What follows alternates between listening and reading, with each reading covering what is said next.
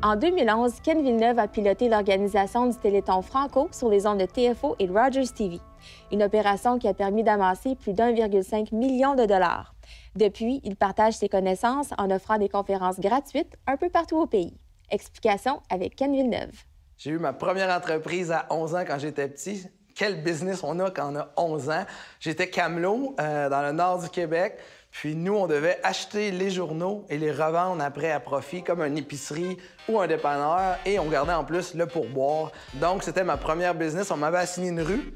J'ai développé un quartier, ensuite 2 quartiers.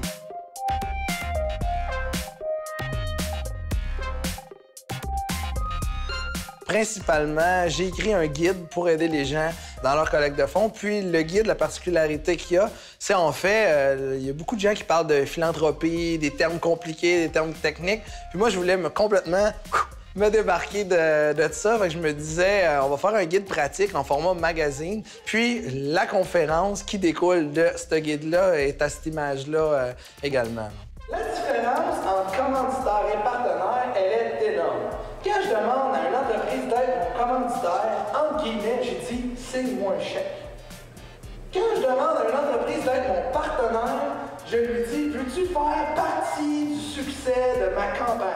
En 2009, j'ai eu la chance d'être le seul francophone qui est allé courir le marathon à Hawaii pour l'Association canadienne du diabète. Puis, j'ai été à une rencontre d'information, puis moi, je courais pour ma mère qui est diabétique. Je suis le petit gars à moment. Finalement, après un petit 5 à 7, on avait une table ronde. J'étais le dernier dans la table ronde. Je me suis dit, oh my God, c'est sûr, je serais pas capable. Tout le monde avant moi, ils pleuraient un après l'autre, pleuraient. Mais c'était pas parce que c'était dur l'entraînement ou qu'ils étaient touchés par rapport à la personne qui allait courir. C'est parce que les gens n'étaient pas capables d'amasser le 6 000 $ qu'ils devaient amasser.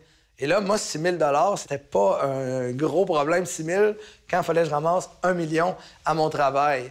Et je suis devenu consultant bénévole pendant 1h30. Puis là, je me suis dit, c'est la première lumière qui m'a allumé. Je pense que peut-être c'est pas si simple que ça pour les gens.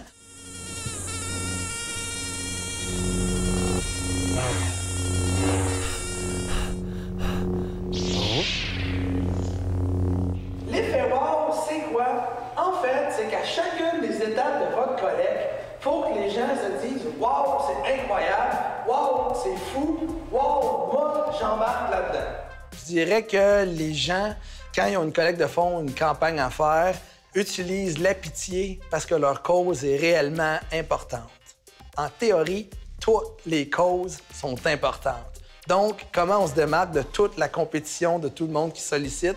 C'est justement d'utiliser une approche plus affaire que la pitié. Donc, il faut permettre aux gens qui nous donnent de rentabiliser leurs appuis et non pas leur demander la charité. Ça, c'est vraiment l'élément clé dans une collecte de fonds.